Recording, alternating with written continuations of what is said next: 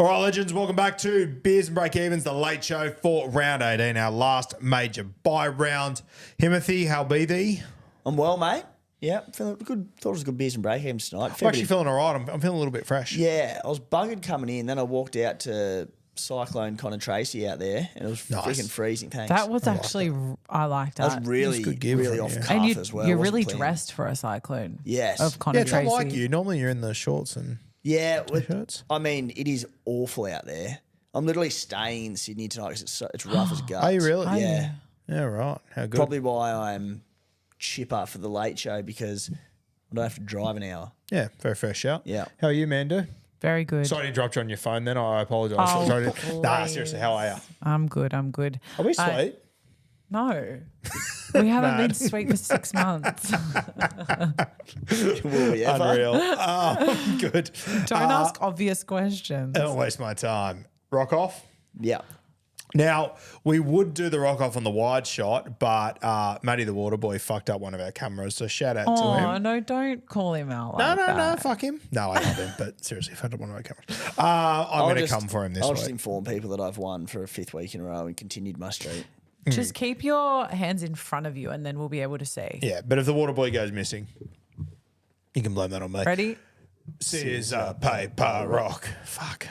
That's starting to build up It again. was a tie for those For those that at wondering. home listening, it was a rock from Guru and a paper from Timmy. Are you taking the new ball or me? You should remind me of Bart Simpson. Good old predictable, good old faithful rock. Never lets me down.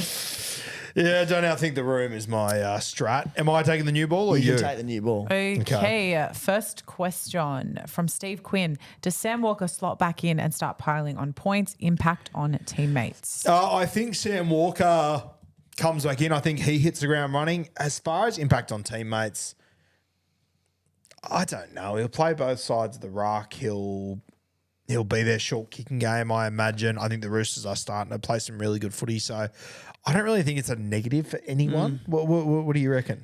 I think it will have an impact. I think it's hard to answer who, especially because we're not sure what edge he plays, but it's Sammy Walker, and if he's with Savala, who he'll probably control the team, and not necessarily, but we know Sammy Walker will get a lot of touches. I think your wingers with those looping Harbour Bridge balls are in a good position. Yep. The interesting one, mate, is Angus Crichton. What sort of impact does he have there? What edge? Do you want to be on his edge? I assume so. You probably want to be off Sammy Walker's hip. I think you want to be off Walker's hip, yes. If you're not, you might not get a lot of ball. That's the big one. Nice. It's like poetic when you finish a sentence and the alarm goes off. Oh, Thank goodness me. Okay, next question from Changing Tides. Hold on to Ayongi with a 3-round average of 78 points per game. I mean, he's playing bloody good footy. He has back-to-back scores of 86 and 104. Obviously out this week. Fullbacks aren't necessarily lighting it up at the moment.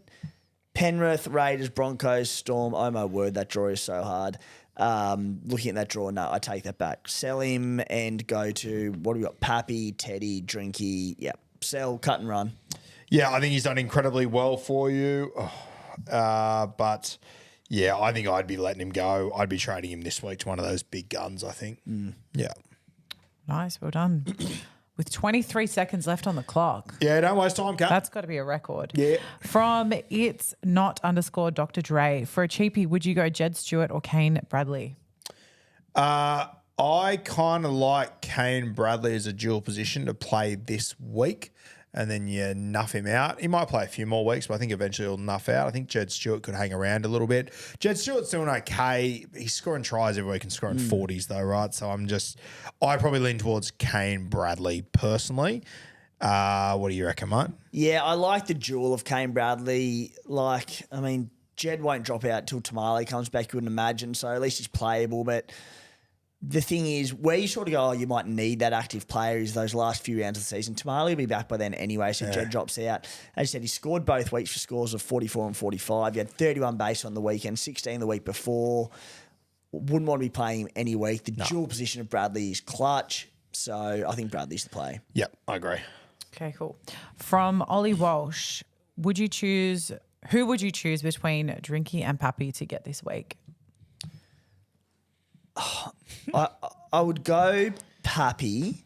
I think he's a better season keeper than Drinky. That being said, and God, the point of this show is being under pressure, but yeah, here we go. 5-round average of 57. Storm only have one more day game this season. That's against Manly, I believe, at Brookie as well. He's not actually been setting the world alight, Pappy, and Drinky has some big tons to his name. So, look, it's Pappy for me, but I see the question. I see where he's come from. Yeah, I can't believe how much of a hard question this is. When you just eyeball it at the start, yeah, of course it's Pappy. But you're right, mate. He hasn't been killing it. The Melbourne Storm have still been winning those games of football and scoring points in them as well. I think Pappy is more likely to get another 180 than what Drinky is at the moment. I don't know. I'm not really buying into the Cowboys at the moment. If Drinky was kicking on both sides of the field, I'm probably more interested. That's a big factor. But if he's only kicking on one side of the field, I think Pappy's got more potential to end your season. Yeah. From JT Golf, do you think Talon Silva will be relevant or better to just straight nuff the hooking spot? I do not think Talon Silva will be relevant. I think he will come in and play limited minutes. I think that Riley Smith will be back in a few weeks. I think it'll be those two in the side. I reckon he plays 50 minutes maybe. 809 people have traded him. He's the 22nd most purchased player this week and he's not even playing. What the fuck is the logic there? Is it just because he's so cheap and they think he's... Well, I would imagine people are probably selling Riley to him, banking the cash to use for another trade, for an upgrade elsewhere. So I think that'd have to be it, wouldn't it? Weird. Riley's about the 20-odd most traded, or not even about 15, so they're probably going work. I don't like it. It makes no sense to me. I just think they split the role. Yeah, I agree. Yeah, no thanks. Move on? Yeah, yours, From Timbo. Merv, with a soft draw to end the season, is Weekes a good Metcalf replacement? Yeah, no. I don't like the Kaeo Weekes play. 466k, he's dual 5'8 fullback, break even of 9, but 3 tons this year. All of the tons have been in his last 8 games, which is good going. He's getting better by the week. The Raiders draw is very soft. 8 scores under 40, 4 scores under 28. He could light up the run home, but I just wouldn't be playing him with confidence any week. All right, 10 scores under 50 in his last 5 games. 1, 2, 3, 4 of them under 46. No thanks. I have no... I'm shocked every time Kaeo Weekes comes up on this show. I think every time there's a flash in the pan, and he's a good footballer, but Supercoach-wise, there's a flash in the pan game every few weeks and people lose their minds. No thanks. Ethan Strange is the same. Has a flash in the pan. Yeah, exactly right. Let's play Yes. Ethan Strange. Hard pass. Okay, second to last question from Howdos. Is Guru related to Tony Durkin of Rugby League media Goliath fame? Yes, I am. Tony is my uncle, one of the great guys of all time. So Tony was the League Week editor for Queensland for 10, 15 years or so up there. Funny story.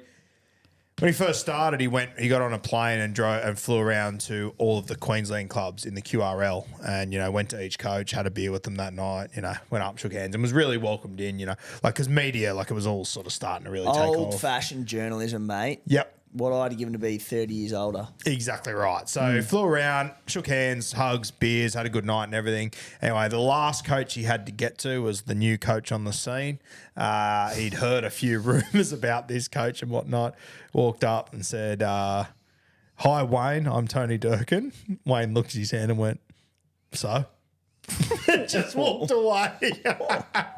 Wow. So good. So when the Broncos first came into the competition, and forgive me if this story is a little bit all over the place, he was the media manager for them in 1988. So he was there from when the Broncos were being built. So he left League Week to be head of the Broncos media there. They were each given a bottle of port for the start of the Broncos.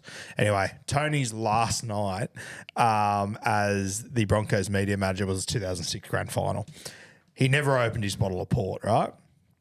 Got to the end of the night celebrating 2006, goes up, and him and Wayne never really got along. They both of them were just, you do your thing, Well, I'll it do mine. started off on a great It started foot, off didn't it? terribly, Yeah. and Wayne and him, they just never saw eye to eye. But that's also Wayne versus the entirety of media. 100%, And yeah, good to yeah. hear since day dot. Yeah, but they both did their job very well. Yeah. And they both respected each other.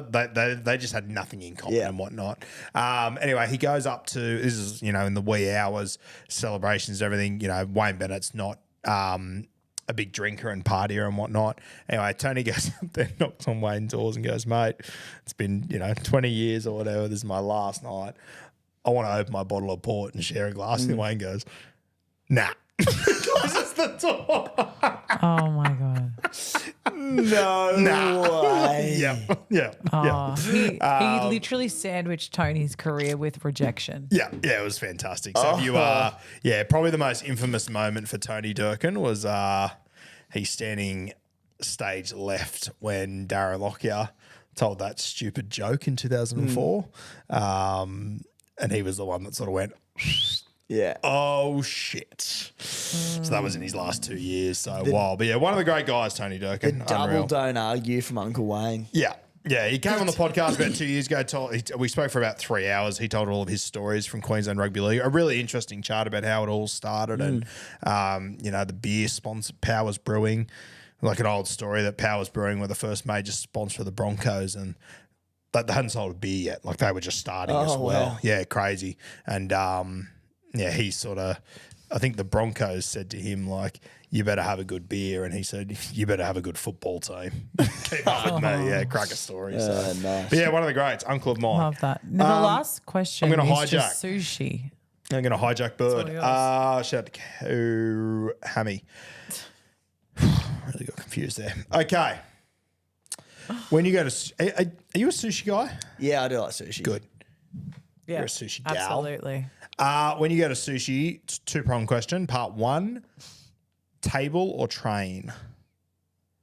Where do you like to sit? If there's a booth available at Sushi Train and still access to the train, that's hectic. So by table, you mean you just menu order kind of thing? Yeah. Well, the Sushi Train that I like to go to, you can get a booth, right? Yeah. Where you can access the train. If the option was you sit on the train, facing the train, or at a table, which one would If you it's take? just me and like one or two people, I'm happy to be at the train. If it's a group, you want to be at a table. I'll be honest, like I haven't, and this won't shock, often gone out for like group sushi with mates. Fair. I eat it quite a bit. I like the train. I love the Yeah. train. It's just a It's bit efficient. different. Do you bit go on your own a fun. bit? Yeah. I go on my own all the time. Yeah, I it's found just- one around the corner here. It's mad. Bit of fun, bit different. Yeah. You sort of get excited by the same option every time it comes around and then don't do it like it's, yeah. You know Okay. how you're like, oh, I won't, and then it comes back. Yeah. You're like, okay, I will. Yeah. Okay, on that note, when you're sitting at the train, what are like the first one or two dishes that you like? If they, what's the one thing that if it comes by, it's like, yeah, that's how I'm kicking off proceedings this evening. Sorry to you first, Kathmandu. Probably. Oh, the one that I go to. There's a few that I really like, Yeah. and if like it's the type that if it's not there, like I'll order it because like I need to have it.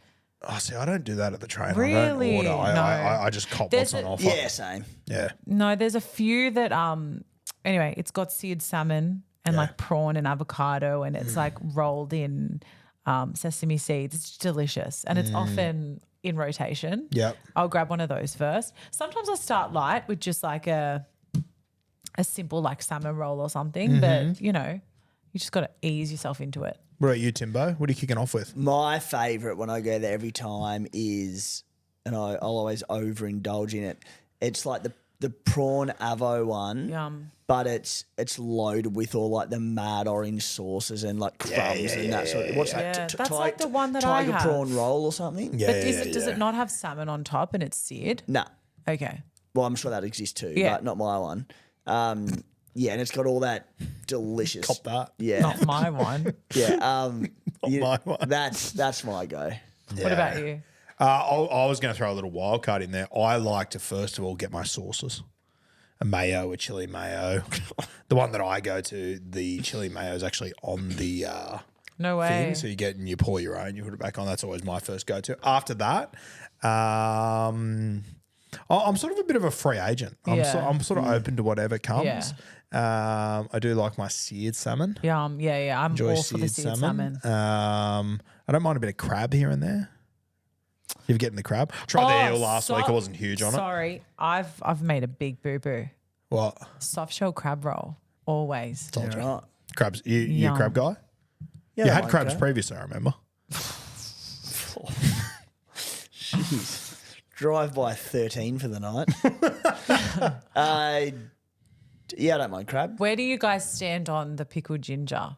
No, I'm not huge on it. Haven't gone for it. I haven't So gone for it. at Probably the won't. Sushi Train, I will take one of those ginger containers and it's next to me, and I'm not only putting it on the sushi, I'm eating the ginger in between each bite of sushi also. You know how like dumb shit happens to me all the time. I was once at sushi with mum and was sitting there and she got some chili mayo. I think she had some wasabi sort of mixed in. She made this spicy thing she does. Anyway, she points out to me something in the sushi joint and I turn around and then I turn back and she's still pointing at it, right? Holding her chopsticks up like that. The chopstick with wasabi and chili mayo on it pokes me directly in the eye. And like, as if getting poked with a wooden fucking stick isn't rank enough, my eyes were watering for like 2 hours. I had fucking wasabi stuck in my eye. And mum was like, Cat right now, pissing herself, just couldn't do. I'm like trying to get to the bathroom, staggering through Niji, trying to fucking work out where I'm going. It was quite the experience. As soon as you said you turned around, I knew there Knew what was a was happening, chopstick yeah. waiting for you. Yeah, it was never going to miss, and it fucking pronged me. Anyway, that's what you come here for. Yeah. Oh, that's funny. That's the Late Show done and dusted. Make sure you check out the major episode, dropped a little bit early today.